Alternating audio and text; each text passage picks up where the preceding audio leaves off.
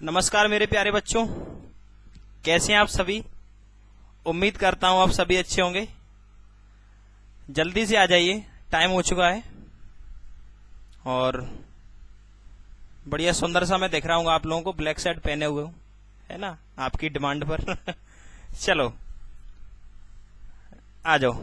नहीं, एक बच्चा बोल रहा था कि सर ब्लैक शर्ट पहना करो। पता नहीं वो क्यों बोल रहा था, शायद विजिबिलिटी अच्छी है या फिर मैं ज्यादा खूबसूरत लगता हूँ, ऐसा कुछ हो सकता है। तो खूबसूरत है ना, ब्लैक तो कायल होता है, घातक। आ जाओ जल्दी से जुड़े, जिससे अपन आज अपना नया टॉपिक शुरू करेंगे। और ये सर कायदे से देखा जाए तो हिंदी ग्रामर आज से हमारी स्टार्ट होती है। तो याद रखना कि यहां से भी अपन हिंदी को शुरुआत कर सकते हैं। मेरा जो ऑफलाइन बैच चलते हैं, मैं वहां पर 2-3 जगह से अपने बैच को स्टार्ट करता हूं। जैसे कभी कभार मैं वर्णमाला से कर देता हूं, जैसा कि मैंने किया था, और फिर उसके बाद में मैं शब्द से स्टार्ट करता हूं, और फिर या फिर मैं कभी कभार अपने काव्य से स्टार्ट करता हूं, जो हमारा रस छंद अलंकार होता है। ठीक है बच्चे, तो कुल मिलाकर कहीं से भी स्टार्ट करो, क्या फर्क पड़ता है, घूम फिर के बस वहीं आ जाओ। बस ये सबसे बड़ा इंपॉर्टेंट काम है कि कहीं से भी स्टार्ट कराओ, घूम फिर के वहीं आ जाओ। ठीक है बच्चों, तो जो बच्चे आज मेरी क्लास देख रहे हैं उनका पहला दिन होगा, बहुत अच्छी बात है। जो मेरे साथ दूसरे बैच के बच्चे जुड़े हुए हैं, वो हम काफी एक 1-1.5 महीने से इसको पढ़ चुके हैं। जो मैंने आखिरी में आपको प्रत्यय यानी विलोम करा दिया था, और वो क्लास एक्स्ट्रा लेनी पड़ी मुझे। ठीक है बच्चे, आज आपके सामने कोई भी शब्द नहीं लिखा हुआ है। आज आपके सामने कोई भी शब्द नहीं लिखा हुआ है। क्यों नहीं लिखा हुआ है? क्योंकि आज बहुत सारे बच्चे इसमें नए जुड़े हुए हैं, तो अगर शब्द लिखे होते तो बच्चा थोड़ा सा डाउट में आता कि ये क्या है।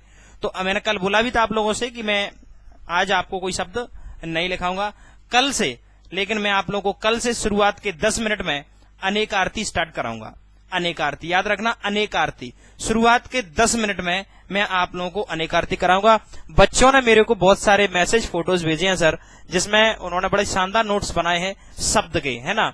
तो आज भी जो शब्द मैं आप लोगों को पढ़ा रहा हूं वो ठीक है, जो मैंने विलोम पर्यायवाची तत्सम तद्भव आपको पढ़ाए हैं वो। चलो आज लेकिन अपन शब्द विचार स्टार्ट करते हैं। जो हिंदी की ग्रामर आज से हमारी स्टार्ट हो रही है, ये मान के चलो। अभी तक जो हुआ उसको भूल जाओ। अब हमारा बिल्कुल इंटरेस्टिंग पोर्शन पूरा हिंदी का, बोरिंग वाला पूरा निपटा लिया। अब जितना भी है इंटरेस्टिंग पोर्शन हमारा रह गया है। तो जल्दी से सभी बच्चे आ जाइए और अपन इस क्लास को आगे तक ले जाते हैं, और क्लास को ले जाते हैं इस टॉपिक के साथ। तो आज मैं कुछ आपको आज मैं आप लोगों को शब्द नहीं लिखाया है यहाँ पर कोई भी। कल से आप लोगों को मैं शुरुआत के 10 मिनट में अनेक आरती लिखाऊंगा। ठीक है बच्चे, तो अब आ जाइए, टॉपिक का नाम अपन शुरू करते हैं, और टॉपिक का नाम है शब्द विचार।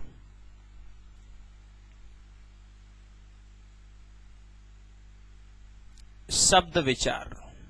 सर आप लोगों ने शब्द विचार खूब पढ़ा होगा सर बचपन से, लेकिन कहीं पर भी पढ़ा हो पढ़ते रहना, कोई दिक्कत नहीं है। लेकिन सर एक बार यहां पढ़ लो, मामला चिल्ड हो जाएगा। ठीक है भाई, तो कहीं पर भी पढ़ाओ, उससे मुझे फर्क नहीं पड़ता, लेकिन आप यहां पढ़ के अपने आप को कंपेयर करो किसी दूसरे से, तो आपको फर्क 100% दिखाई देगा, नो डाउट। चलो अब बात आती है सर शब्द विचार। इस टॉपिक का नाम शब्द विचार क्यों पड़ा?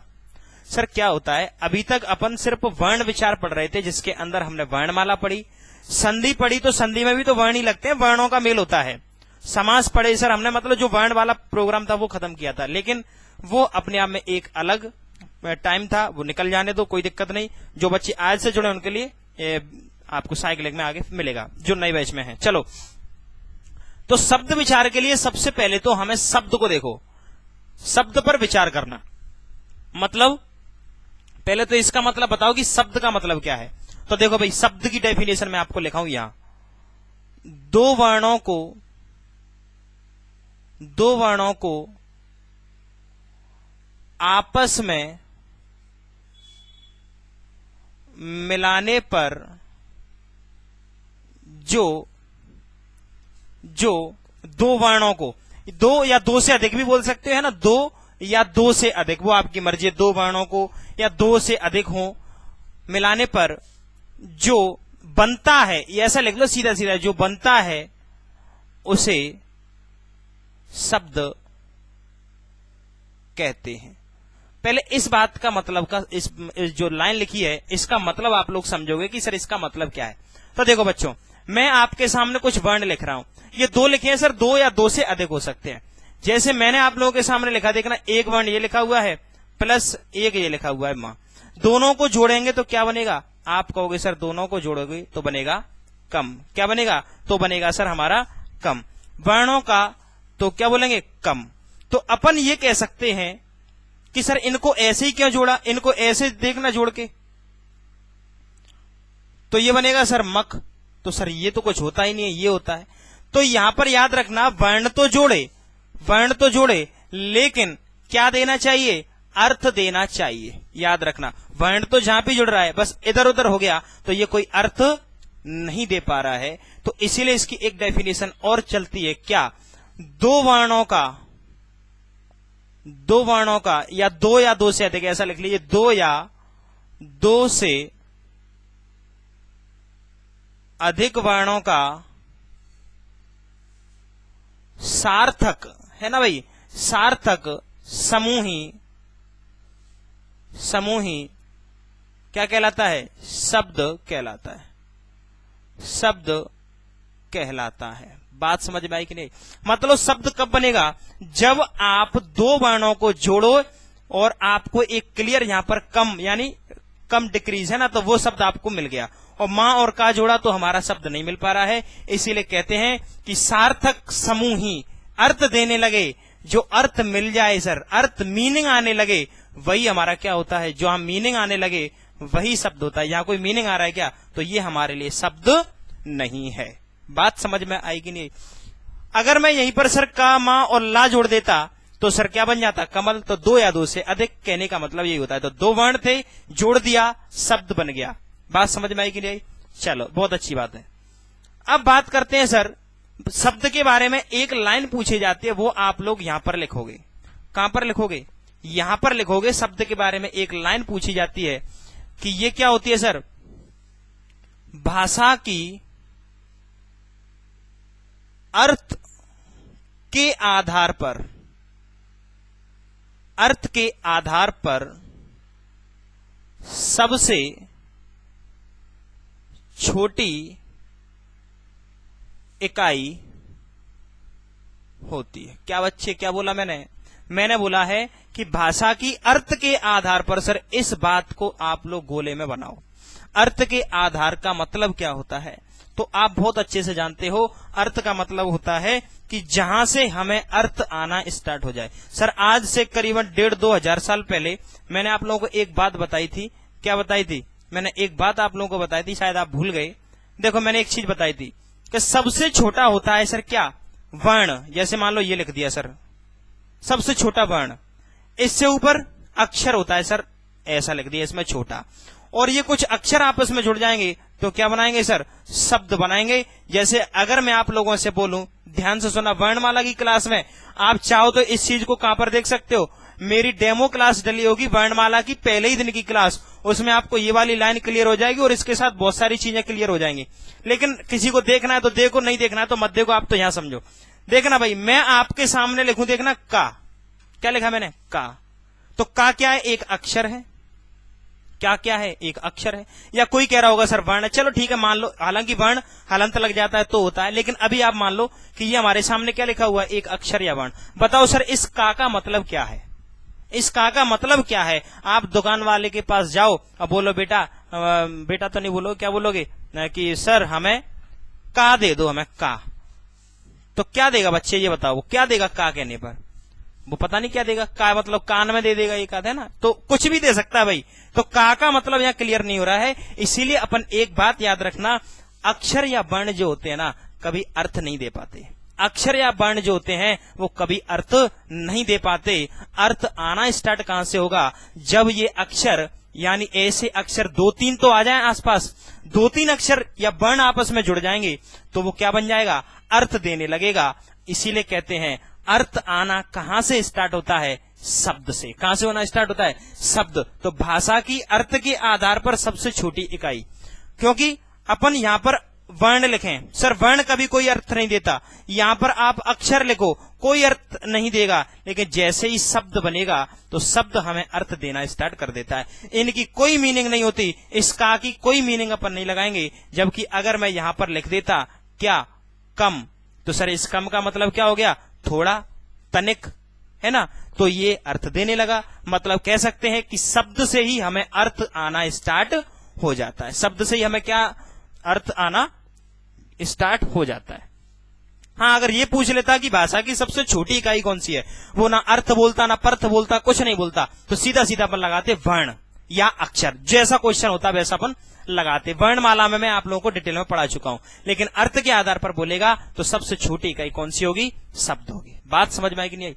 एक बच्चा कह रहा होगा वाक्य क्यों नहीं है? अरे भाई, जब वाक्य अर्थ यहीं से आना स्टार्ट हो गया तो वाक्य में तो अर्थ आ ही जाएगा। वो भाषा की पूर्णतः इकाई है। तो इस चीज को आप लोग याद रखना। भाषा क्या है, जो शब्द क्या है, शब्द भाषा की सबसे छोटी इकाई है। अर्थ के आधार पर यह आप लोगों से पूछा जा सकता है। चलो, अब एक मैं आप लोगों के सामने एक क्वेश्चन दे रहा हूं, दिख रहा है ना क्लियर?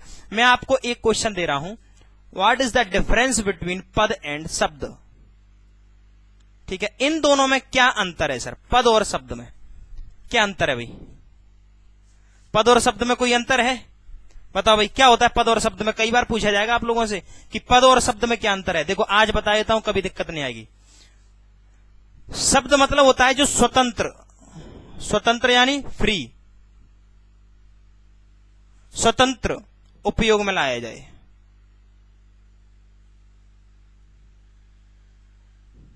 ठीक है बच्चे? और पद क्या होता है? जो किसी वाक्य में प्रयुक्त ला जाए, किसी वाक्य में, या बोल सकते हैं सेंटेंस में, है ना, वाक्य में प्रयुक्त होने पर।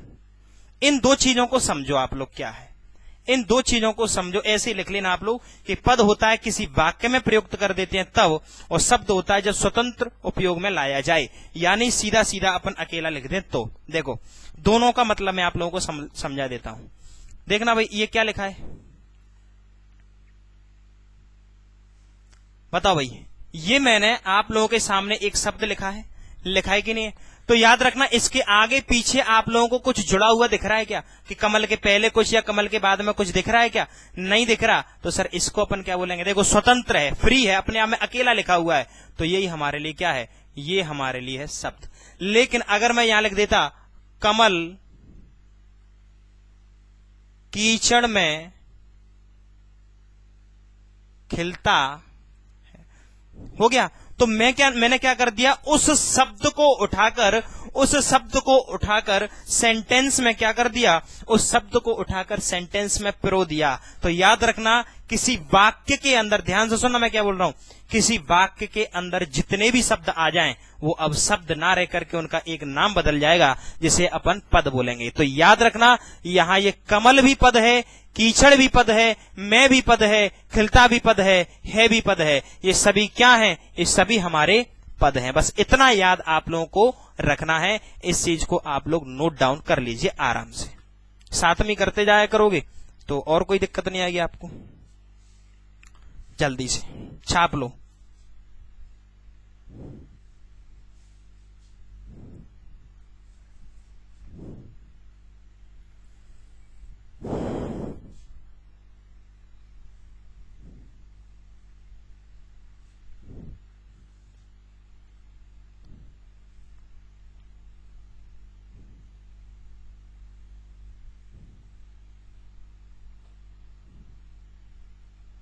चलो, अब एक बार ये पूछा गया था कि शब्द अर्थ के आधार पर भाषा की सबसे छोटी इकाई है, ये किस आचार्य ने बोला है? अब ये आ जाए तो सर ये तो सीधा रट्टाफिकेशन है। तो याद रखना, ये वाली लाइन किसने बोली है? भाषा की अर्थ के आधार पर सबसे छोटी इकाई होती है कौन सी? शब्द।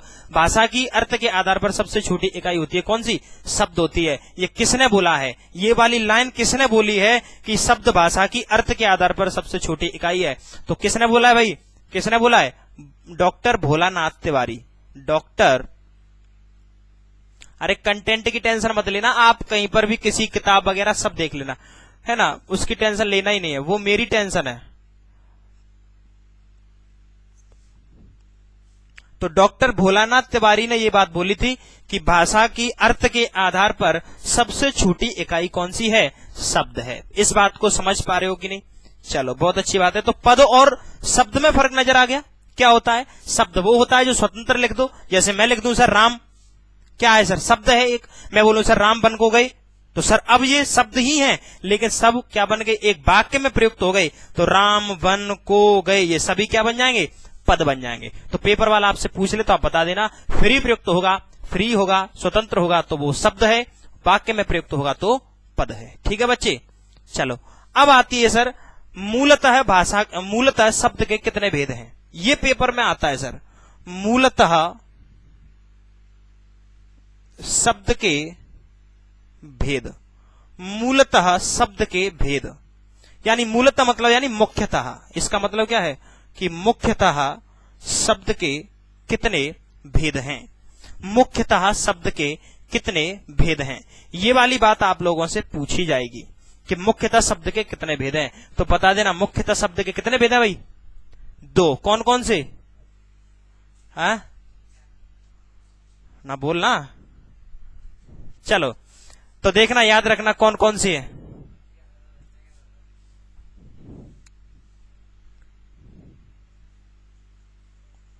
सार्थक शब्द पहला कौन सा होता है? सार्थक शब्द। दूसरा होता है सार्थक और निरर्थक शब्द। दूसरा कौन सा होता है? निरर्थक शब्द। ये होते हैं सर, याद रखना, पेपर में पूछा गया एज इट इज कि मूलतः या मुख्यतः शब्द कितने हैं, तो बता देना कितने हैं? 2 हैं। याद रखना इस बात को, ऐसे बना लो कि कितने होते हैं? सार्थक और निरर्थक। लेकिन सर सार्थक तो आप लोग जानते हो, निरर्थक सर आप लोग नहीं जानते होगे। देखो मैं आपको एक चीज बताऊं, हमारी हिंदी डिक्शनरी में या पूरी भाषा में जो ग्रामर है, कॉपी किताबें हैं, जो भी है, सब सार्थक शब्द ही तो हैं। मतलब अर्थ देने वाले। शब्द का मतलब ही क्या है? अर्थ देना चाहिए। शब्द का मतलब क्या होता है? अर्थ तो दे कम से कम। तो ये तो कौन से शब्द हैं जो क्या दें? जो अर्थ देते हो। जो शब्द स्पष्ट अर्थ देते हो, स्पष्ट अर्थ देते हो, जो स्पष्ट अर्थ देते हो। लेकिन निरर्थक क्या होते हैं? ऐसे शब्द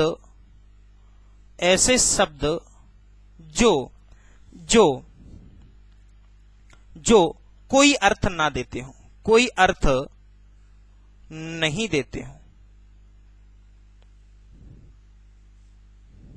ऐसे शब्द जो कोई अर्थ ही नहीं देंगे, तो सर ऐसे तो शब्द हो ही नहीं सकता।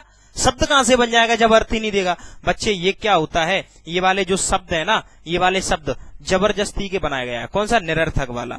निरर्थक। और मैं बता देता हूं, आप इनका प्रयोग करते हैं इसीलिए ये आया है सर, नहीं तो आता नहीं सर ये इसमें कभी। आप लोग प्रयोग करते हो, बहुत ज्यादा इसका प्रयोग करते हो, इसीलिए तो ये शब्द आया है। तो देखो मैं आप लोगों को बताऊं, ये बताओ सर, मैं आप लोगों के सामने लिख दूं, देख लेना भाई, मैं आप लोगों के सामने लिख दूं सर धीरे। धीरे सर, धीरे का मतलब क्या है? धीमे, स्लो। अर्थ दे रहा है, अर्थ दे रहा है, धीरे में दे रहा है ना, तो क्या होगा? सार्थक शब्द। मैं बोलूं सर आना, क्या बोला है? आना। सर आना का मतलब कम, सर अर्थ दे रहा है, कमिंग है ना, आना सर अर्थ दे रहा है, तो ये सभी अर्थ हैं। मैं बोलूं सर खाना, अर्थ दे रहा है क्या? सर ठीक है, अर्थ दे रहा है। सर मैं आप लोगों के सामने बोलूं सर चाय, चाय अर्थ दे रहा है, हाँ सर टी। सर मैं बोलूं सर पानी, मैं बोलूं सर सोना, स्लीप या गोल्ड, जो आपको बोलना है, तो आप कहोगे सर ये हम जानते हैं, क्यों बार बार लिखा रहे हो? बहुत अच्छे से जानते हैं हम कि ये अर्थ दे रहे हैं। तो सर अर्थ देते हैं वो सार्थक होते हैं। इन सबके हमारी हिंदी डिक्शनरी में अर्थ लिखे होंगे सर, बाकायदा इनके अर्थ लिखे होंगे, यानी ये जो हमें एक बार में कोई बोले समझ में आ जाए। तो सर ये वाले कौन से निरर्थक? तो देखो बच्चे, ये आपने सुने हैं, बहुत प्रयोग किए हैं। आपके घर पर मेहमान आते हैं तो अपन बोलते हैं, और भाई साहब खाना वाना खाओगे क्या? तो खाना तो ठीक था, वाना क्या होता है? लेकिन बोला तो ना आपने, तो बोल दिया तो शब्द ही होगा। तो याद रखना, कोई बोल नहीं देते और खाना वाना, तो खाना वाना। तो इनमें से याद रखना, ये जो है ये वाला नहीं, ये तो अर्थ दे रहा है, तो ये तो सार्थक ही होगा। ये क्या होगा? ये तो सार्थक ही होगा। लेकिन ये क्या होगा? ये होगा निरर्थक। ऐसे शब्द जो सार्थक शब्द के साथ फ्लो में बोल देते हो। पानी दे बेटा, पानी दे जाओ। तो मैंने क्या बोला, ऐसे शब्द जो सार्थक शब्दों के साथ फ्लो में निकल जाते हैं। क्या निकल जाते हैं? फ्लो में निकल जाते हैं, जो हमें थोड़ा सा सहजता के लिए बनाए गए हैं। जैसे खाना वाना में तो खाना तो क्या है हमारा सार्थक है, लेकिन वाना क्या है? निरर्थक। तो डिक्शनरी में सर वाना का अर्थ आपको मिलेगा ही नहीं, लेकिन सर निरर्थक शब्द तो है ना, आपने इसके साथ जोड़ा तो है ना, इसीलिए इसको क्या बोल देते हैं? निरर्थक। कायदे से ये कोई शब्द होते ही नहीं है। ले आए क्यों है सर? इनको बोलने के चक्कर में ये आ गए। अच्छा, कई बार आपने सुना होगा, और भाई साहब चाय वाय, तो चाय तो ठीक है, वाय क्या है? वाय, चाय वाय, तो ये हमारा क्या होगा? यही हमारा निरर्थक होगा। दिख रहा है? यही हमारा क्या होगा? निरर्थक होगा। वाय क्या होगा? वाय हमारा क्या होगा? निरर्थक, है ना। जैसे आप लोगों ने सुना होगा, अरे यार तुम क्या कर रहे हो, तुम्हें सोना वोना नहीं है? या कोई अपन रात में जगते हैं तो सोना वोना नहीं है? सोना वोना, तो सोना तो ठीक है, नींद, स्लीप, लेकिन बोना का मतलब क्या है? अरे ये बोना नहीं है ना, वो बोना तो अलग होता है, बोना यानी नट, लेकिन कायदे से ये भी क्या होगा? ये होगा हमारा निरर्थक शब्द। तो अगर आपसे कोई कभी पूछे कि निरर्थक शब्द कौन से होते हैं, तो सर बिल्कुल भी हिचकिचाना मत कि निरर्थक वे शब्द होते हैं जिनका हिंदी में प्रयोग लिखित आधार पर नहीं किया जाता, सिर्फ हमारे फ्लो फ्लो में मुंह से निकल जाता है। याद रखना इस बात को। क्या बोलते हैं कि सर ऐसे शब्द जिनका हम हिंदी डिक्शनरी में प्रयोग नहीं करते, हिंदी डिक्शनरी में प्रयोग नहीं करते, लेकिन जब अपन सार्थक शब्दों को बोलते हैं तो फ्लो फ्लो में निकल जाते हैं, तो उनको ही बोलते हैं निरर्थक। जल्दी से इनको छापो, मैं पानी पी रहा हूं, ठीक है बच्चे। जैसे अरे यार प्यास लग रही है, कुछ पानी वानी है, तो पानी वानी, वानी क्या होता है? कुछ नहीं, तो वही निरर्थक है। जल्दी से इसको छापो, फिर मैं आप लोगों को आगे ले चलता हूं।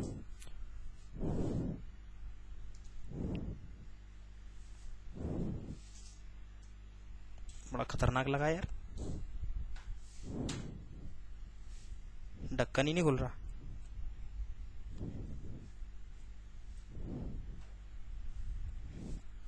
अब इनके टाइप पढ़ाऊंगा अभी, सार्थक और निरर्थक के टाइप हैं कि नहीं है। अच्छा, इसके टाइप हो सकते हैं क्या?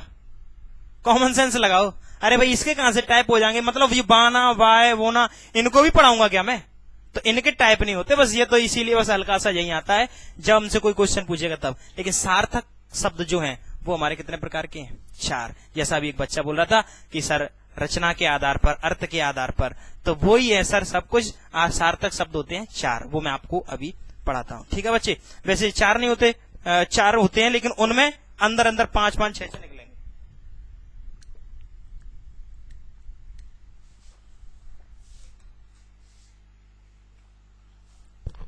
चलो अब बात आती है सर किसकी? चलो तो सबसे पहली हेडिंग डालेंगे सर सार्थक शब्द। कौन से? सार्थक शब्द।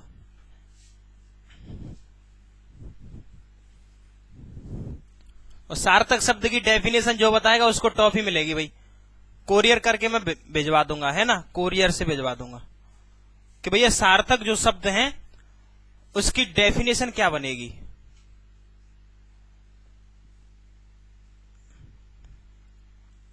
क्या बनेगी? ऐसे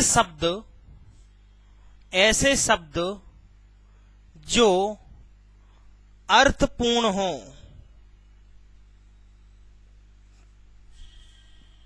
ऐसे शब्द जो अर्थपूर्ण हो। बात समझ में आई कि नहीं आई? मतलब ऐसे शब्द जो अर्थ देते हो उन्हें क्या बोलते हैं? अर्थपूर्ण कहा जाता है। और इनको कितने भागों में बांटा गया है? तो इनको ही 4 भागों में बांटा गया है। सार्थक शब्द हमारे कितने प्रकार के होते हैं? 4 प्रकार के होते हैं। कौन कौन से? लिख लो भाई। सबसे पहला होता है उत्पत्ति, स्रोत, ये टर्म लिखना है आप लोगों को, स्रोत, इतिहास। उत्पत्ति, स्रोत या इतिहास। इतिहास के साथ साथ एक शब्द और दे देते हैं, लेकिन आपका काम तो इतने से ही चल जाएगा, उत्पत्ति स्रोत से ही, है ना। कोई एक आध और दे देता है तो वो आपके काम का नहीं। उत्पत्ति, स्रोत या परंपरा, सृजन, ये आप लोगों के सामने बोल देता है ना। परंपरा भी बोल देता है, इसका एक ही मतलब, परंपरा या सृजन,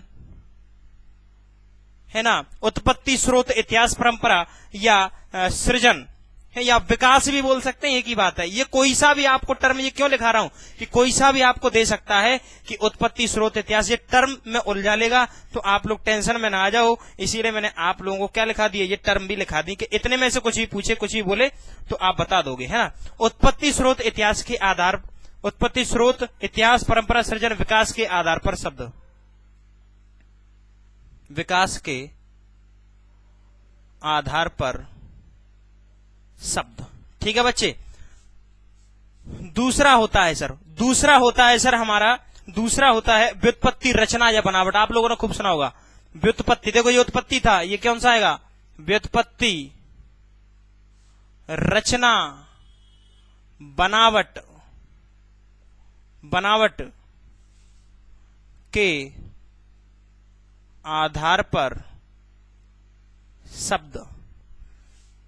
तीसरा रूप, प्रयोग या व्याकरण। ये सबसे खतरनाक वाले होते हैं सर। रूप, प्रयोग या व्याकरण के, सब आएगा समझ में, अभी पहले बना लो बस, के आधार पर। बड़े इंटरेस्टिंग चीजें अब स्टार्ट हुई हैं।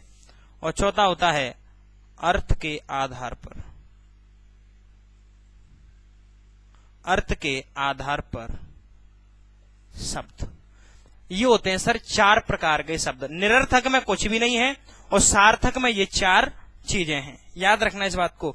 उत्पत्ति, स्रोत, इतिहास, परंपरा, सृजन, विकास के आधार पर शब्द। इसका मतलब तो समझा दो सर, क्या है उत्पत्ति, स्रोत, इतिहास।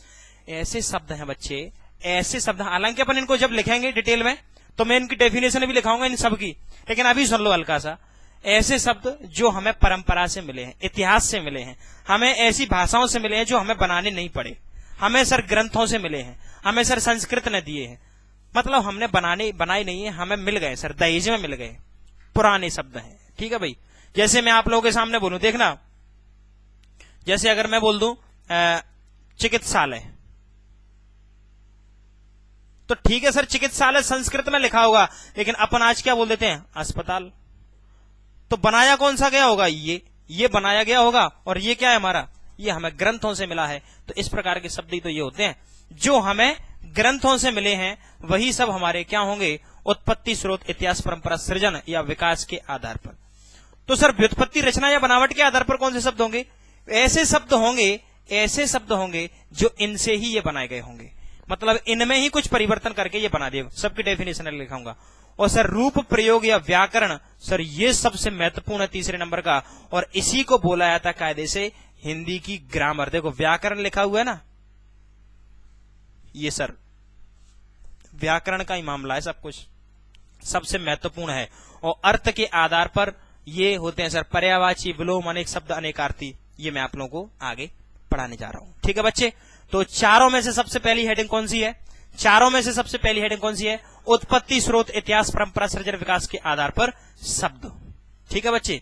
तो मैं सारी सब चीजों को हटा रहा हूं, बस एक आपके सामने लिखी हुई है, इसको अपन डिटेल में पढ़ते हैं, इनको जानते हैं ये क्या है। चलो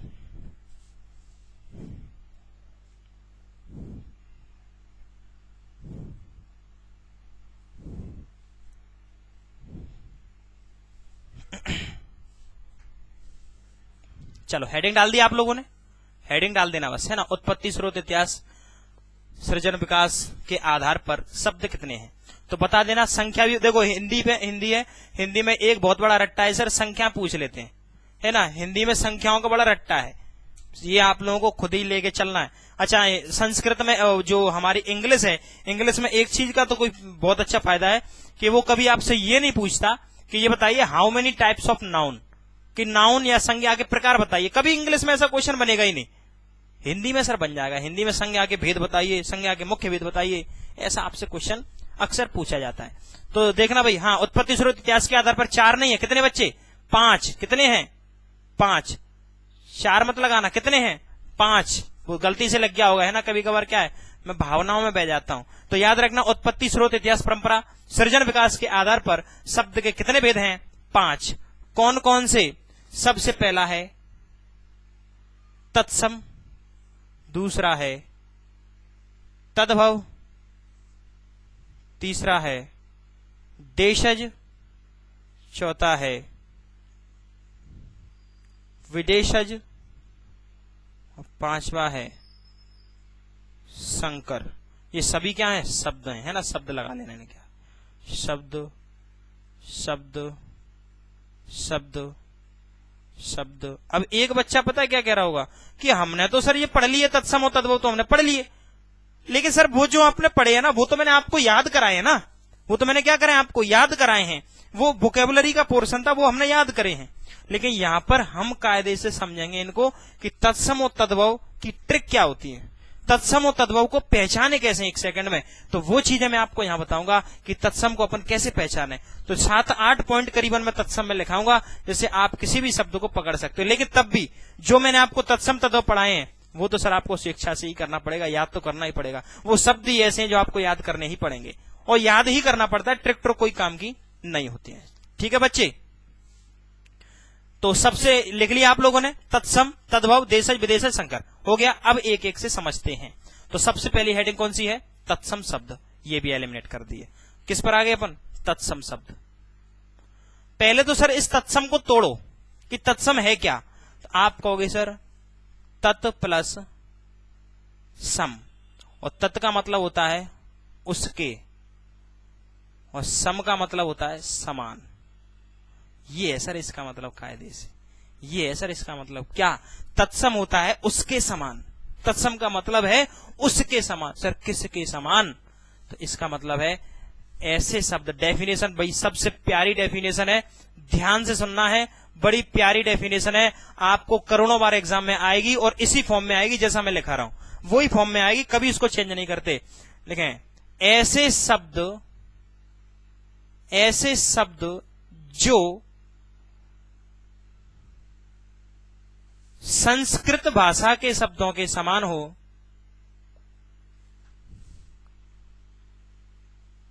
के शब्दों के समान हो, अर्थात जो हिंदी में उसी रूप में प्रयोग किए जा रहे हैं।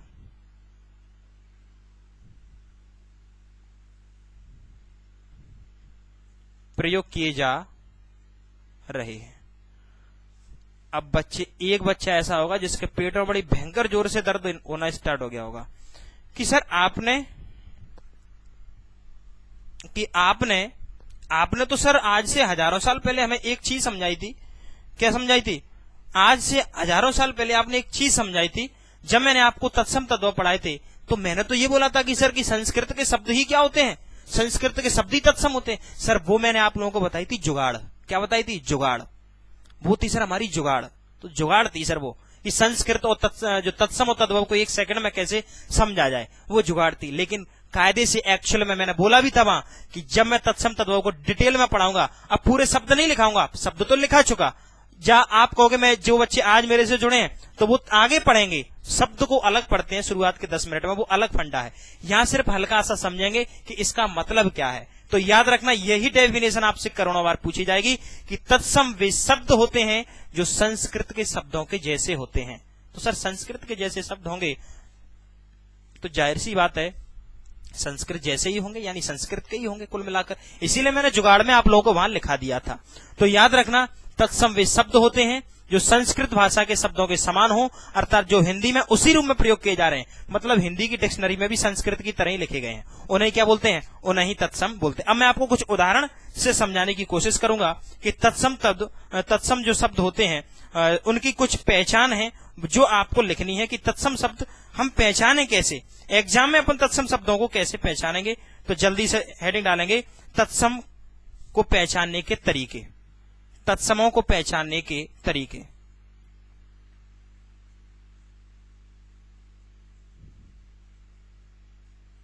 पहचानने के तरीके कि तत्सम को अपन कैसे पहचाने। तो देखो, हालांकि वहां तो मैंने आप लोगों को सीधा सीधा याद करा दिया था सर, लेकिन यहां मैं आप लोगों को याद नहीं कराऊंगा, यहां पर मैं आप लोगों को प्रयोग कराऊंगा। तो सबसे पहला छ त्र ज्ञ श्रा, इनको बोलते हैं संयुक्त अक्षर। संयुक्त अक्षर सदैव सदैव तत्समों में आते हैं।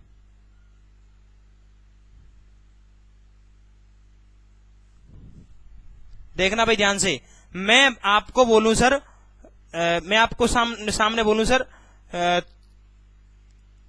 त्रैमासिक, क्या बोला? त्रैमासिक। तो देखो क्या लगा हुआ है? त्रा। तो अपन सीधा बोल देंगे सर एक सेकंड में, ये शब्द हमारा क्या होगा? ये हमारा तत्सम का होगा। क्या होगा? तत्सम का होगा। मैं आपके सामने बोलूं, एक शब्द लिखा मैंने कक्षा, क्या बोला सर? कक्षा। क्या लगा हुआ है सर? छा। अपन बोलेंगे सर ये भी क्या है हमारा? ये भी हमारा तत्सम है। मैं आप लोगों के सामने बोलूं सर ज्ञानी क्या है? आपको सर ज्ञा, यानी संयुक्त अक्षर छत्र ज्ञाश्रा। वर्णमाला में बड़े डिटेल में पढ़ाया था कि छत्र ज्ञाश्रा क्या होते हैं, कैसे बनते हैं, सब मैं आप लोगों को वर्णमाला में बता चुका हूं। लेकिन जो बच्चे आज से जुड़े हैं वो आगे वर्णमाला का इंतजार करेंगे, वेट करेंगे। तो ये भी हमारा क्या होगा? क्या ज्ञानी? ये भी हमारा तत्सम होगा, है ना। जैसे अगर मैं आप लोगों के सामने बोलूं श्राप, है ना, श्राप, तो ये भी क्या होगा सर? हमारा तत्सम। हालांकि शाप होता है, लेकिन अगर ये लिख दिया आपके सामने तो ये भी हमारे क्या होंगे? ये भी हमारा तत्सम ही होगा। तो सबसे पहला तरीका समझ में आया कि अगर आपको 4 शब्द दे दिए जाएं, उनमें से आपको छत्र ज्ञाश्रा कहीं मिल रहा है, दिख रहा है सर उसमें ऑप्शन में, तो वही हमारा संस्कृत का होगा, यानी वही हमारा तत्सम होगा। इतना याद रखोगे। चलो नेक्स्ट बात आती है, ये पहला तरीका लिख लिया। दूसरा तरीका, उदाहरण मिटा लूंगा सर, बस जो रूल है वो लिखे हुए आपके सामने, बस उदाहरण। दूसरा पॉइंट, अनुनासिक। अनुनासिक का मतलब होता है सर चंद्र बिंदु, ये लिख दिया। अनुनासिक चंद्र बिंदु कभी भी तत्सम नहीं होता, कभी भी तत्सम नहीं होता। इस बात को समझना बच्चे कि जो चंद्र बिंदु होता है, यानी जो अनुनासिक होता है, कभी भी संस्कृत का शब्द नहीं होता, यानी कभी भी तत्सम नहीं होता। आप तो संस्कृत और तत्सम ही मान के चलो, आप कंफ्यूज मत हो सर कि उसके समान क्या, आप तो यही मान के चलो। मैंने आपको जो जुगाड़ बताई थी कि संस्कृत के शब्द ही तत्सम होते हैं, बस इतनी जुगाड़ लेके चलते हैं। तो कभी भी अगर आपके सामने ये लगा हुआ है तो कभी भी ये क्या होगा? तत्सम नहीं होगा। इस बात को याद रखना कभी भी। जैसे अगर मैं आप लोगों के सामने बोलूं, देखना अंग, और मैं आपके सामने लिख दूं सर अंग, तो कोई आपसे पूछे दोनों में से तत्सम कौन सा है, तो अपन ये कहेंगे सर हमें तत्सम का तो नहीं पता, लेकिन सर ये हमारा तत्सम नहीं होगा। याद रखना इस बात को। हाँ, ये हो सकता है, नहीं भी हो सकता है, लेकिन ये वाला क्यों नहीं होगा? क्योंकि चंद्र बिंदु जो होता है अनुनासिक सदैव तद्भव यानी हिंदी में प्रयुक्त होता है, संस्कृत में कभी अपन इसका प्रयोग नहीं करते हैं। जैसे मैं आप लोगों के सामने एक उदाहरण लिखूं, जैसे अगर मैं लिख दूं आंख, बताओ सर आंख होगी क्या? कभी नहीं। चंद्र बिंदु जहां लग गया वो हमारा तत्सम हो ही नहीं सकता। इस बात को जल्दी से छापो।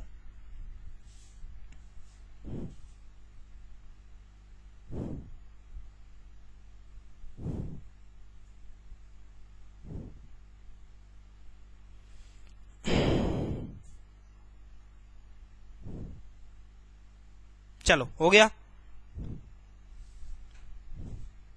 चलो अब आते हैं सर नेक्स्ट पॉइंट नंबर तीसरा। देखो उदाहरण निपटाए, बस मैंने उदाहरण 18 हूं सिर्फ। थोड़ा सा कैमरे को और नीचे कर देता हूं, जिससे अपने को और जगह, अपने पास ये तो व्यवस्था बहुत अच्छी है ना, यही तो अपने पास व्यवस्था है। लो भाई देखो थोड़ा सा नीचे और आगे, कोई दिक्कत नहीं, डिजिटल इसी को ही बना दिया मैंने। तीसरा आ जाओ, तीसरा आ जाइए कि ताड़नजात वर्ण यानी ड़ और है, ड़ा और ढ़ा, यानी इनको बोलते हैं द्विगुण या ताड़नजात। जो आपको बोलने हैं ताड़नजात बोलते हैं। वर्णमाला में इनके करोड़ों नाम लिखा है। ताड़नजात कोई नहीं लिखा है, इतने नाम लिखा है ताड़नजात, या इन्हीं को बोलते हैं द्विगुण, या इनको ही बोलते हैं क्या उत्क्षिप्त, है ना, लिखा है कि नहीं? तो आपको लिखने की जरूरत नहीं है, आप तो सिर्फ ये लिख लीजिए ताड़नजात या ड़ा द्विगुण शब्द कभी, द्विगुण वर्ण कभी तत्सम नहीं हो सकते, कभी तत्सम नहीं हो सकते। यानी अपन ये कह सकते हैं कि ये कभी भी तत्सम यानी संस्कृत के शब्दों के साथ नहीं होंगे। अगर ये दिख जाएं तो समझ जाना वो हिंदी का शब्द होगा, संस्कृत का हो ही नहीं सकता। ये बात आप लोग बहुत अच्छे से जानते हो। जैसे क्या करेंगे तो इनका मैं उदाहरण आप लोगों को बता देता हूं। जैसे जैसे ये लिख दिया सर तड़प, तड़प, है ना, पढ़ाई, तो इनमें आपको क्या दिख रहा है, नीचे बिंदी दिख रही है, तो सर ये कभी भी, हाँ वो वाले हो सकते हैं जिनके नीचे बिंदी नहीं है। लेकिन हम अभी क्या कर रहे हैं, चीजों को बड़े सीमित तरीके से पढ़ रहे हैं कि क्या क्या चीजें नहीं है, जो चीजें बच जाएंगी वो होंगी, इसमें सीधी बात है। तो ये हमारे दो उदाहरण हैं, और भी हो सकते हैं, अगर आपको ऐसा कुछ दिखे तो ये कभी भी हमारे तत्सम नहीं होंगे। तो फिर ये किसके रहे होंगे सर, हिंदी के हो सकते हैं, किसी के भी हो सकते हैं, लेकिन संस्कृत के यानी तत्सम के नहीं होंगे। आपसे ऐसे भी क्वेश्चन पूछा जा सकता है। चलो अब बात आती है नेक्स्ट, उदाहरण ही हटाऊंगा सिर्फ, है ना, उदाहरण ही मैंने हटाए, दिख रहा है आप लोगों को। चौथे नंबर का पॉइंट महत्वपूर्ण है सर, है ना, अनुस्वार सदैव, अनुस्वार प्रायः, अनुस्वार प्रायः तत्सम ही माना जाता है, तत्सम ही माना जाता है। ठीक है बच्चे, अनुस्वार यानी, अब अनुस्वार नहीं पता, अनुनासिक तो पता था ना, तो अनुस्वार में यानी होता है सर ऊपर आप सिर्फ क्या लगा दो, बिंदी। किसी अक्षर के या वर्ण के, किसी शब्द के ऊपर अगर सीधा सीधा अपन बिंदी लगा देते हैं तो वो प्रायः बोला है, हमेशा नहीं, ज्यादातर, ज्यादातर, प्राय का मतलब होता है ज्यादातर, पूरी तरह नहीं। लेकिन जब भी आपको डाउट में आओ तो आप समझ, कभी भी आपके सामने ऐसा कोई शब्द आए जो डाउट में रहे तो बिंदी वाले को प्राथमिकता दे देना कि वो क्या रहा होगा हमारा, वो हमारा तत्सम रहा होगा। जैसे अगर मैं आपके सामने बोलूं, दोनों में से आप बताना कौन सा तत्सम है कौन सा नहीं। 5 पंचम 5, बताओ भाई कौन सा हमारा तत्सम हो सकता है, कौन सा तत्सम नहीं हो सकता। तो सबसे पहली बात, ये तो हो ही नहीं सकता, ये तो हो ही नहीं सकता। तो कौन से बचे सर हमारे, ये दोनों अपन लगा सकते हैं, ये दोनों अपन लगा सकते हैं, लेकिन दोनों में से भी और साफ कौन सा है, ये वाला। थोड़ा सा बोलने में कठिन लगता है दो वाला, हालांकि दोनों के ऊपर बिंदी लगी हुई है, ये बर्तनी की दृष्टि से गलत है इसीलिए। लेकिन अगर अभी लिख दिया किसी ने तो अपन मान लेंगे कि ये दोनों भी हमारे क्या हो सकते हैं, ये दोनों हमारे तत्सम हो सकते हैं। किसके भी आप पर, सिर्फ बिंदी जो लगी हुई है उसके आधार पर। बात समझ में आई कि नहीं आई। चलो नेक्स्ट आ जाइए, जो बड़ा महत्वपूर्ण एक नियम और है, एक बड़ा महत्वपूर्ण नियम है, री का प्रयोग सदैव तत्सम शब्दों में किया जाता है। ठीक है बच्चे, री का प्रयोग सदैव तत्सम शब्दों में किया जाता है। सर उदाहरण ही बैठाऊंगा सिर्फ, यहां पर नीचे फिर से देखेंगे, देखें 5वें नंबर का, अभी ऊपर में मिटा के लिख दूंगा मैं, इसको और लिख लो बस। चलो उसको ऊपर ही लिखना पड़ेगा, है ना, चलो इसको ऊपर लिख देते हैं, इसकी जरूरत तो नहीं है अब क्या जरूरत, लिख लिया होगा आप लोगों ने। देखो थोड़ी सी हिंट दे रहा हूं, देखो चीजें पूरी 100% क्लियर नहीं होंगी। हिंदी क्या है सर, हिंदी है एक लैंग्वेज है सर, भाषा है। क्या इसके कुछ थोड़े बहुत मापदंड होंगे, नहीं सर। अब तत्सम तद्भव की तो सर करोड़ों ट्रिक हो सकती हैं, लेकिन हम उतनी ट्रिकों को लिख रहे हैं, उतनी चीजों को पहचानने के लिए लिख रहे हैं जो हमें कहीं डाउट क्रिएट करती हैं, बस इसीलिए। तो याद रखना, हाँ अपवाद भी हो सकते हैं, कई चीजें हो सकती है इसमें। अब जैसे जैसे लिखा हुआ नहीं, इसके ऊपर क्या लगी बिंदी, तो क्या सर अब आज से इसको आप तत्सम मानना स्टार्ट कर दोगे, जबकि क्या बोला था मैंने कि बिंदी तत्सम आती है, लेकिन ये नहीं है। तो अपन हाँ इतना कह सकते हैं कि बिंदी ज्यादातर तत्सम में आती है, और आपके एग्जाम के हिसाब से इतना ही काफी, आपको ज्यादा पीएचडी करने की जरूरत नहीं है। चलो अब आते हैं सर प्रायः, नेक्स्ट 5वें नंबर का, प्रायः री यानी वो ऋषि में लगाते हैं आप लोग। प्रायः री का प्रयोग तत्सम शब्दों के साथ, तत्सम शब्दों के साथ किया जाता है सदैव।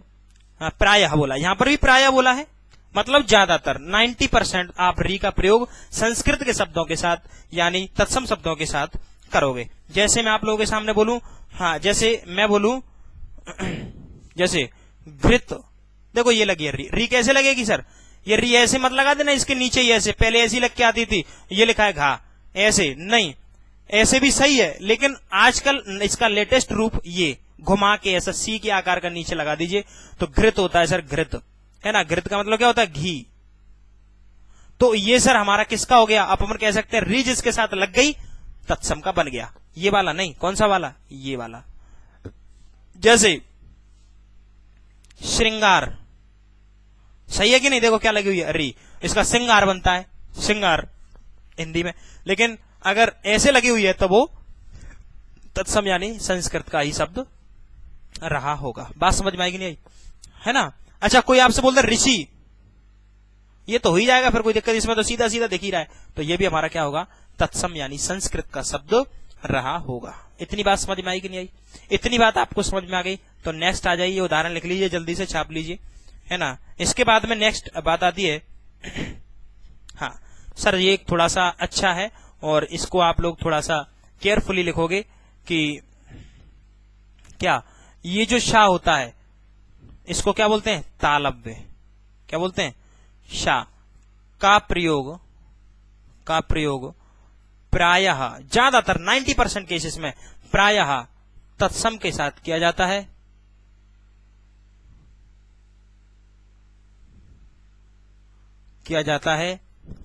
जबकि इसको क्या बोलते हैं, मूर्धन्य, ये वाला का प्रयोग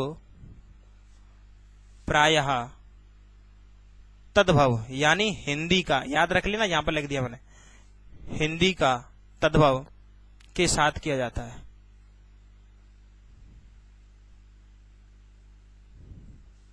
बात समझ में आई कि नहीं आई? बात समझ में आ गई होगी, आई होप आप लोगों को। देखो मैं आपको उदाहरण लिखाऊं, देखो अगर मैं आप लोगों के सामने लिख दूं, देखना, जैसे मैंने लिख लिया, देखो स्वसुर, देखो श्वा, ये आ गया। अच्छा, इसका क्या बनेगा, ससुर। पहले वाले को देखो, पहले वाले को पकड़ो, ये दिया है ना, तो ये इसमें दिया तो 100% ये हमारा क्या रहा होगा, ये तत्सम यानी संस्कृत का शब्द रहा होगा, तो ये हमारा क्या रहेगा, ये हमारा रहेगा तद्भव का। बात समझ में आई कि नहीं आई? मैं आप लोगों के सामने लिख दूं, जैसे श्याम, और मैं लिख दूं सर शाम, तो ये वाला कौन सा होगा, ये हमारा तत्सम, तो ये कौन सा रहा होगा, ये तद्भव रहा होगा। ये बात समझ में आएगी नहीं? मतलब एक हिंट दे दी, चीजें 100% सही नहीं हो सकती, लेकिन आपको हिंट देने के लिए, एग्जाम में कभी चीजें गड़बड़ हुई तो आप 1 सेकंड में बता पाओ, इसीलिए मैंने आप लोगों को ये चीज बता दी। बात समझ में आई कि नहीं आई? चलो 7वां नंबर और आखिरी पॉइंट, अच्छा आखिरी नहीं है, सेकंड होगा, सेकंड लास्ट। फिर इसके कई लोग करोड़ों शब्द लिखाते, करोड़ों अर्थ, कोई जानने की जरूरत नहीं है, कोई मतलब का नहीं है, बस ये है कि 5-6 चीजें आप हिंट के लिए बता दीजिए जो हमसे क्वेश्चन में कोई पूछ ले तो देखा बच्चे, ये मूर्धन्य लिखा दिया क्या, अरे बच्चे मूर्धन्य नहीं है, ये कौन सा है, ये है दंत्य, कर लेना भाई, करेक्ट कर लेना उसको। मूर्धन्य कौन सा होता है, ये वाला मूर्धन, मूर्धा से बोला जाता है, ये तालव्य और ये दंत्य, ये होता है मूर्धन्य। ठीक है बच्चे, करेक्ट कर लेना। चलो कोई भी चीज गलत नहीं पढ़ाना है, इस चीज को याद रखना, कभी अपन गलत चीजों का प्रयोग नहीं करेंगे।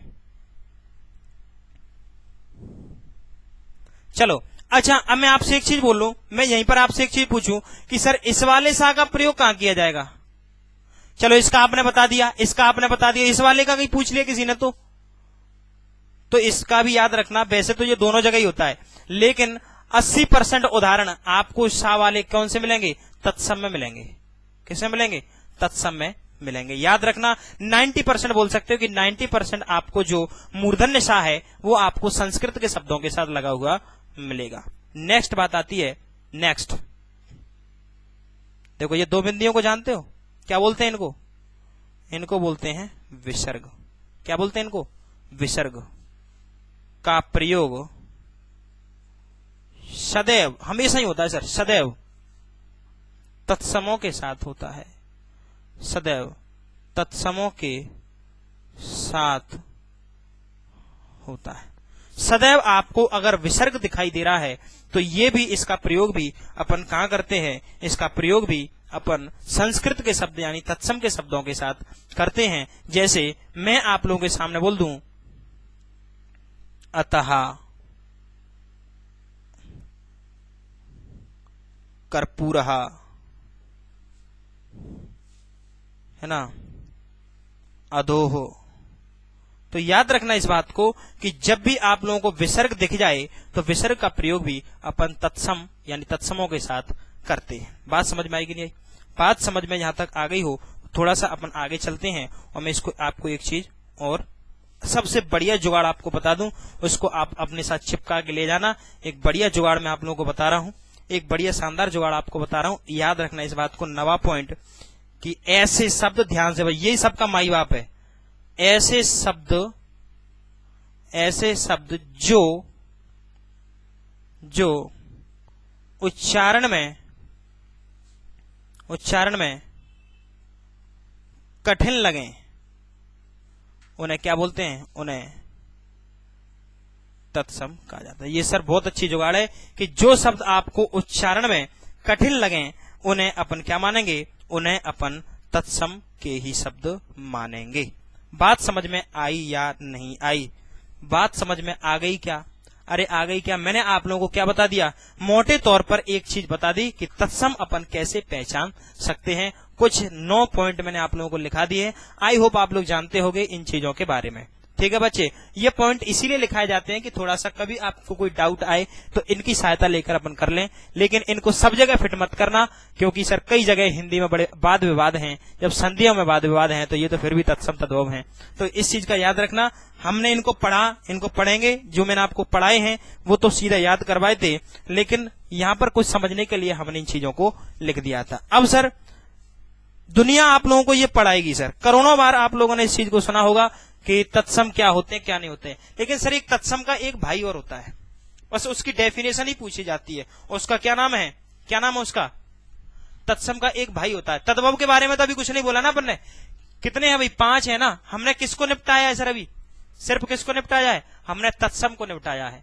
किसको निपटाया है? तत्सम को निपटाया है। और जब मैं आपको तद्भव पढ़ा दूंगा तो उसके बाद 10 उदाहरण दूंगा। चलो अब यहीं पर ले सकते हैं। तो कुछ तो प्रमुख तत्समों के उदाहरण ये लिख सकते हो आप लोग, है ना? तत्समों के उदाहरण कि मतलब ये जो पॉइंट है इनका प्रयोग करके मैं आपको 7-8 उदाहरण दे रहा हूं। फिर तद्भव पढ़ाऊंगा ना तो उसके साथ मैं आपको रिलेट करके पढ़ाऊंगा क्यों। लेकिन अपन अभी के लिए लिख सकते हैं कि तत्सम कौन कौन से हैं। देखो कौन कौन से तत्सम शब्द होते हैं वो आपको मैं बता देता हूं। देखना भाई, तत्सम है ना। या फिर अपन ऐसा कर लीजिए कि देखो तत्सम को जानते हो और तद्भव आपको मैंने बता दिया। तद्भव यानी हिंदी का। चाहो तो ऐसे करके कुछ शब्द लिख लीजिए। जैसे तत्सम में मैंने आपको अभी बता दिया, देखो श्रु, अश्रु, तो यहाँ पर क्या बनेगा? आंसू। तो देखो बताया ना, चंद्र बिंदु किस में आएगा? चंद्र बिंदु किस में आएगा? हिंदी में। और ये किस में होंगे? ये होंगे संस्कृत में। बात समझ पा रहे हो कि नहीं? तो अश्रु का आंसू। देखें बच्चे, कर्पूर, इसका क्या बनेगा? कपूर। अब एक बच्चा कह रहा होगा सर इसमें कहा है? सर कुछ इसमें तो सर आपने जो ट्रिक लिखाई थी वो है ही नहीं, पकड़ लिया सर आपने मुझे। अब झूठा साबित करने की कोशिश करोगे। अरे गधों, सबसे 10वें नंबर का पॉइंट देखो, जो 90 नंबर पर पॉइंट लिखाया वो क्या है? कि जो बोलने में कठिन महसूस होगा उसकी तुलना में वो भी हमारा क्या होगा? वो भी हमारा क्या होगा? वो हमारा तत्सम। अब कई बच्चे कह रहे हैं सर इसको हम क्यों लिख रहे हैं, आपने भी तद्भव तो पढ़ाया ही नहीं। अरे बच्चे, अभी मैं पढ़ाऊंगा तो फिर बाद में आपको लिखने की जरूरत नहीं पड़ेगी। यही शब्द उदाहरण लिखे हुए हैं तो बाद में आपको लिखने की जरूरत नहीं पड़ेगी। देखो तत्सम जिसने पढ़ लिया उसको तद्भव पढ़ने की क्या जरूरत है।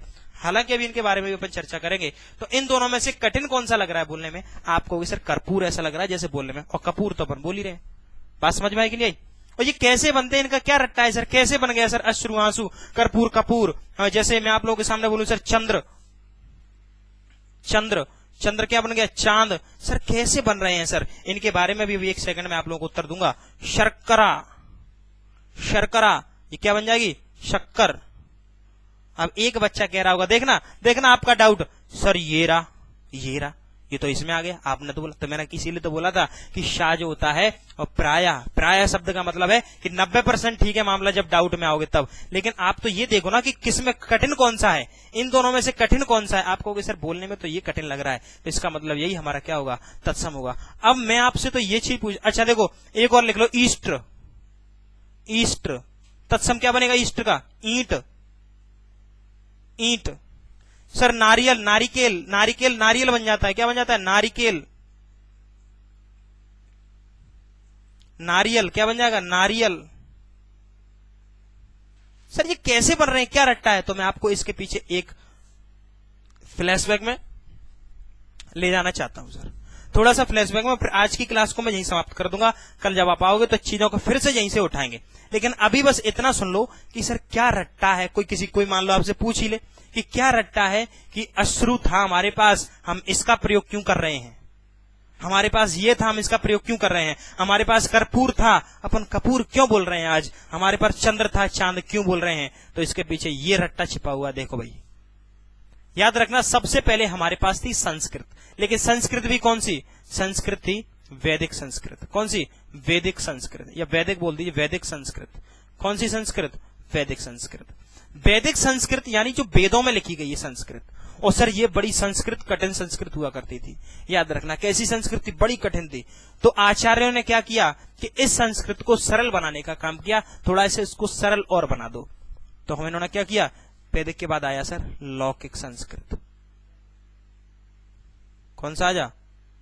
वैदिक संस्कृत के बाद में आए अपन लौकिक संस्कृत। वैदिक, लौकिक, फिर इसके बाद में भाषा आई हमारी पाली। कौन सी? भगवान बुद्ध के समय पर। पाली के बाद में आई सर हमारी, है ना, प्राकृत। कौन सी? प्राकृत। प्राकृत के बाद में आई सर हमारी अपभ्रंश। अपभ्रंश के बाद में आई सर अवहट्ट। अवहट्ट के बाद में आई सर पुरानी हिंदी। कौन सी? पुरानी हिंदी। तो सर ये रट्टा है सर, ये रट्टा है। और ये मैं आपको भाषा पढ़ाऊंगा तब डिटेल में पढ़ाऊंगा। भाषा जब पढ़ाऊंगा तो मैं आपको बिल्कुल डिटेल में लेके पढ़ाऊंगा कि कैसे क्या करना है आपको। तो एक चीज याद रखना, वेदों में जो संस्कृत लिखी थी ना सर, आज आप वेद उठा के देखना, वो संस्कृत आपको पल्ले ही नहीं पड़ेगी, इतनी कठिन संस्कृत है। तभी तो बोलते हैं संस्कृत सभी भाषाओं की जननी है। सर ये सही बात है, संस्कृत ये रही सर। उसके बाद में आचार्यों ने इस संस्कृत को थोड़ा सा सरल बना दिया, जो बन गई लौकिक, थोड़ी सी लौकिक। तो आपके जो शब्द है ना, अश्रु, कर्पूर, चंद्र, ये सब कहां पर हैं? ये लौकिक संस्कृत में, याद रखना कहां पर है? लौकिक संस्कृत में। क्योंकि ये वाले तो और ही कठिन थे, इनसे भी कठिन थे सर, अश्रु, कर्पूर, इनसे भी बड़े कठिन वाले शब्द थे। लेकिन लौकिक संस्कृत यानी ये वाली जो संस्कृत थी वो यही वाली थी। लेकिन फिर भगवान बुद्ध के समय पर इस संस्कृत में थोड़ी सी क्या की गई, इसको काट दिया गया, थोड़ा सा छान दिया गया शब्दों को, थोड़ा सा इसमें सुधार अपने हिसाब से कर लिया गया। तो यही शब्द संस्कृत के कहां पर आ गए? पाली में आ गए। कहां पर आ गए? पाली में आ गए। फिर भगवान बुद्ध के बाद में प्राकृत यानी भगवान महावीर का समय आया, तो उन्होंने इन शब्दों को थोड़ा सा और परिवर्तित कर दिया, जो प्राकृत में आकर थोड़े से और छन गए सर। सरल होते जा रहे हैं, याद रखना, कठिन नहीं हो रहे, चीजें सरल होती चली जा रही हैं। सरल होते होते होते प्राकृत तक आ गई। प्राकृत के बाद में अपभ्रंश आया सर। एक ऐसा टाइम पीरियड आया, भगवान के बाद में जो राजा महाराजाओं का टाइम पीरियड आया, वहां पर 900 से 1100 के बीच का जो समय था, पैगंबर साहब के बाद का समय, जो बुद्ध पैगंबर साहब के बाद में, उससे पहले भगवान बुद्ध, इनकी जो समय के बाद जो राजा महाराजाओं का समय, महमूद गजनवी का समय आया, वहां पर ये शब्द थोड़े से और छन गए सर, और कमजोर हो गए। मतलब बोलने में थोड़ा सा लोगों को, जैसे ग्वालियर में एक प्लेस है, जैसे बच्चे अब ग्वालियर के हैं वो तो सब जानते होंगे, लेकिन जो बाहर का बच्चा है उनको नहीं पता होगा। तो मैं आपको एक चीज बताता हूँ, ग्वालियर में एक जगह है जहां मेरी क्लास है। हालांकि क्लास तो मेरी 3-4 जगह है, लेकिन एक क्लास है जो मेरी मेन ब्रांच है। कौन सी है? 34 है सर मेरी ब्रांच। मेन ब्रांच कौन सी है? 34 पर मैं ऑफलाइन क्लास लेता हूं। हालांकि मैं 4 जगह क्लास लेता हूं, लेकिन 34 मेरी कौन सी है? मेन ब्रांच है, जहां पर मैंने खुद ये ब्रांच तैयार की है। तो 34 नाम है सर उसका। लेकिन सर क्या 34 ही होगा सर बचपन से? नहीं बच्चे, अगर 1950 की बात की जाए, 1947 की बात की जाए, तो ये 34 नहीं था। ये क्या था? ये था सर 34। क्या था? 34। 34 क्यों था सर? सैनिकों की, जो भारतीय सैनिक थे, उनकी 34वीं बटालियन ये हुआ करती थी, 34th बटालियन ये हुआ करती थी। लेकिन क्या करें, ये बेवकूफ जो टेम्पू वाले हैं, इन्होंने सर मामला पूरा गड़बड़ कर दिया। 34 कुछ नहीं बोलते, सीधा बोलते 34। तो 34 भी, अच्छा 34 भी लिखा रहता है, कई जगह 34 लिखा रहता है, 34 ये भी लिखा रहता है। मतलब टेम्पू वाले, बस वाले, साइकिल वाले, रिक्शे वाले, सब्जी वाले, ठेले वाले, इन सब ने क्या कर दिया, इन शब्दों को अपनी सुविधा की दृष्टि से छान लिया, अपनी सुविधा की दृष्टि से कम बोलने लगे। कौन बोले 34? थोड़ा इंग्लिश का था, कठिन था बोलने में, इसलिए 34। किसी दिन आते आते देखना 25-30 साल बाद अकेला क्या रह जाएगा? 34 भी गायब। फिर 30-40 साल बाद अगर 2000-3000 सन में पहुंच जाएंगे तो अकेला रह जाएगा ठा। अकेला क्या रह जाएगा? ठा। बस ठा से ही समझ जाएंगे अपन। तो ये क्यों हो रहा है सर रट्टा? ये चीजें घटती चली जा रही हैं सर, शब्दों को छानते चले जा रहे हैं। तो यही रट्टा यहां पर हुआ है। वैदिक संस्कृत में कठिन था शब्द, लौकिक संस्कृत में अश्रु था, फिर यहां पर अस्त्र बना होगा, फिर आंसू बना होगा, फिर ऐसे ऐसे घटते घटते और पुरानी हिंदी में आकर ये क्या बन गया? आंसू बन गया। और आज हम आंसू को ही प्रयोग कर रहे हैं। ऐसे कर्पूर था बेचारे की, देखो ऊपर जो मात्रा लगी हुई थी, वो मात्रा छन छन के इनमें से गुजरती हुई आई होगी, कितनी सालों में गुजरती हुई आई होगी। भगवान महावीर के समय भी कर्पूर कुछ और बोला जाता होगा, महावीर के समय पर, बुद्ध के समय पर, अपभ्रंश राजाओं के समय पर, अब भट्ट 900 और 1100 में, फिर आज पुरानी हिंदी में आकर बेचारा क्या हो गया? कपूर। और क्या पता आने वाले समय में अपन 20, 25, 50, 100 साल और चले गए तो क्या पता सिर फकीरा बच जाए कपू। तो कपू से ही समझ जाएंगे अपन लोग। तो इसका मतलब यही होता है कि चीजें हमारी कैसी हो गई, घिसती चली गई। इसीलिए याद रखना, ये हमारे जो शब्द हैं वो लौकिक संस्कृत में लिखे गए हैं, और जो आज प्रयुक्त किए जा रहे हैं वो पुरानी हिंदी के शब्द हैं। इसीलिए तो बोलते हैं हिंदी जैसे शब्द ये हो गए। कायदे से हिंदी कोई भाषा थोड़ी ना है, हिंदी कोई भाषा नहीं है। हिंदी संस्कृत से जन्मी हुई भाषा है।